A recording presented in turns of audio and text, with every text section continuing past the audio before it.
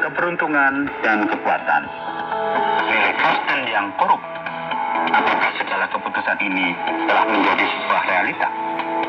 Ataukah masih ada yang lebih parah yang masih akan terjadi? Mari kita cari tahu bersama apa yang terjadi. Saudara yang dikasihi oleh Tuhan, jangan terlalu bersemangat dulu. Perempuan bergaun merah yang digambarkan di sini bukanlah sebuah simbol atau glamor atau elegan. Sebenarnya hal-hal yang terjadi di sini akan semakin parah saja dalam kitab Wahyu ini. Sebagaimana penghakiman Allah yang akan datang menimpa setiap orang yang menolak Tuhan atas alam semesta dan Sang Anak Domba. Firman Tuhan dalam kitab Wahyu pasal 17 akan mulai menuliskan demikian. Lalu datanglah seorang dari ketujuh malaikat yang akan membawa ketujuh cawan itu dan berkata kepadaku, mari ke sini, aku akan menunjukkan kepadamu putusan atas pelacur besar yang duduk di tempat yang banyak airnya. Dengan dia raja di bumi telah berbuat cabul, dan penghuni-penghuni bumi telah mabuk oleh anggur percabulannya. Dalam roh aku dibawanya ke padang gurun, dan aku melihat seorang perempuan duduk di atas seekor binatang yang merah ungu, yang penuh tertulis dengan nama-nama hujat. Binatang itu mempunyai 7 kepala dan 10 tanduk. Dan perempuan itu memakai kain ungu dan kain kirmisi yang dihiasi dengan emas, permata, dan mutiara. Dan di tangannya ada 1 cawan emas penuh dengan segala kekejian dan kenajisan percabulannya. Dan pada dahinya tertulis suatu nama, suatu rahasia, Babel besar, ibu dari wanita pelacur, dan dari kekejian bumi. Saudaraku, kita bisa melihat dalam bagian ini, perempuan yang bergaun merah ini, yang sebenarnya bergaunkan merah ungu, agak rumit. Dan kita perlu memahami apa yang dikatakan dalam kitab Wahyu pasal 17 ini. Anda perlu ingat bahwa kita sedang berbicara mengenai penghakiman akhir yang akan Allah bawa ke dunia ini, yang diungkapkan dengan 7 meterai, 7 sangkakala, dan 7 cawan. Setelah ketujuh malaikat menuangkan 7 cawan, sekarang kita melihat pelacur ini yang duduk di tempat di mana terdapat air.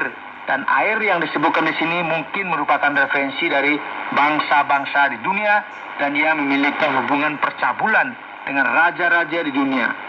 Sama halnya ketika ini merupakan realita dalam kekaisaran Romawi. Pelacur biasanya diidentifikasikan dengan tanda di dahi mereka atau sebuah mahkota, sesuatu yang mereka kenakan untuk menjelaskan siapakah mereka. Demikian juga dalam konteks di sini, ya, ada perempuan yang duduk di atas binatang yang berwarna merah ungu, dan ada tulisan di dahinya yang menyatakan siapakah dia yang sebenarnya. Dia juga berpakaian jubah dengan batu berharga mutiara dan emas, bersama dengan kata hujat yang menjijikkan di atasnya.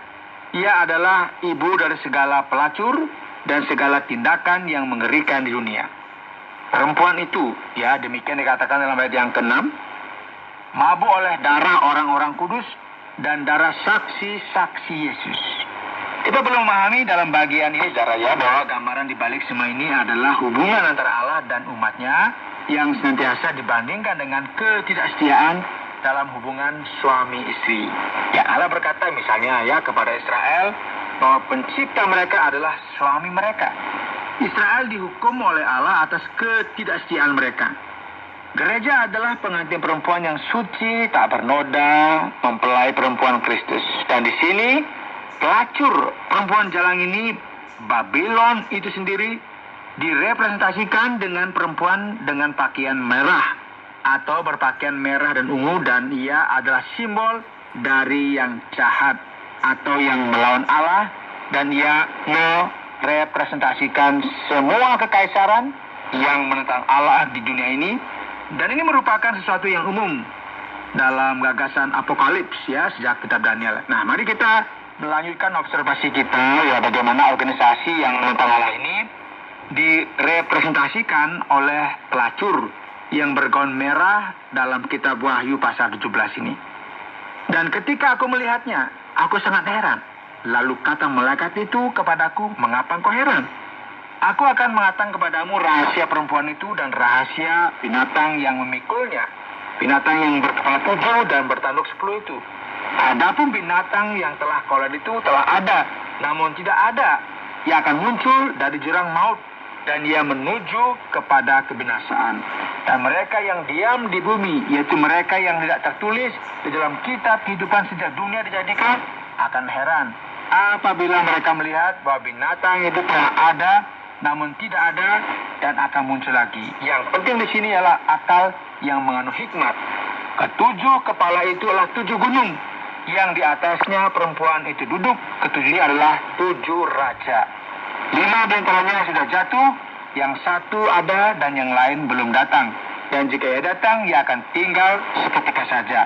Dan binatang yang pernah ada dan yang sekarang tidak ada itu, ia sendiri adalah raja ke-8.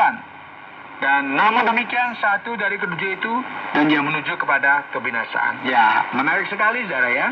Kita perhatikan dan kita akan menemukan dalam firman Tuhan ya. Gambaran dari perempuan bergaun merah ini diidentifikasikan dan dibandingkan dengan kota Roma yang terkenal itu. Khususnya karena di sana disebutkan 7 gunung. Dan kaitannya dengan Roma ini telah membuat banyak sekali ahli membuat hubungan langsung terhadap kekaisaran Romawi. Dan hal ini sangat masuk akal ya, khususnya karena gereja telah sangat menderita di bawah kekaisaran Romawi. Jadi ada rangkaian kaisar yang berkaitan dengan kuasa yang dinyatakan di sini. Nah, di sini juga kita melihat 7 raja ya, dan ada beberapa orang yang berpikir bahwa raja-raja ini mungkin ya direpresentasikan oleh gubernur kekaisaran Romawi pada waktu itu. Setelah ini firman Tuhan akan menyebutkan 10 tanduk yang merupakan 10 raja yang belum menerima kerajaan, namun yang akan menerima otoritas bersama dengan binatang itu.